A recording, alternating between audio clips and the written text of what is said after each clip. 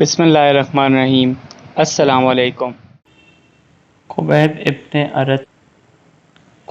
ابن ارت کے بارے میں فرمایا، خدا خبیب ابن ارت پر اپنی رحمت شامل حال فرمائے۔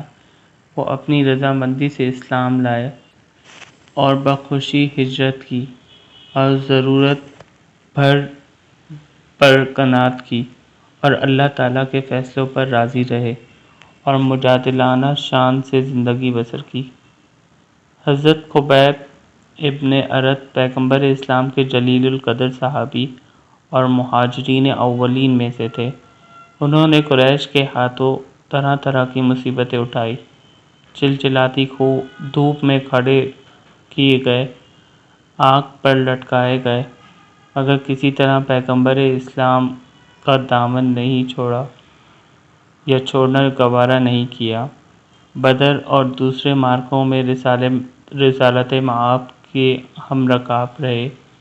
صفین، نہروان میں امیر المومنین علیہ السلام کا ساتھ دیا۔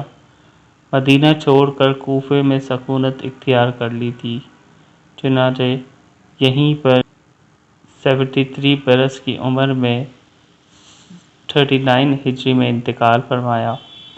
نماز جنازہ امیر المومنین علیہ السلام نے پڑھائی اور بیرون کوفہ دفن ہوئے، اور حضرت نے یہ کلمات ان کی قبر پر کھڑے ہو کر فرمائے۔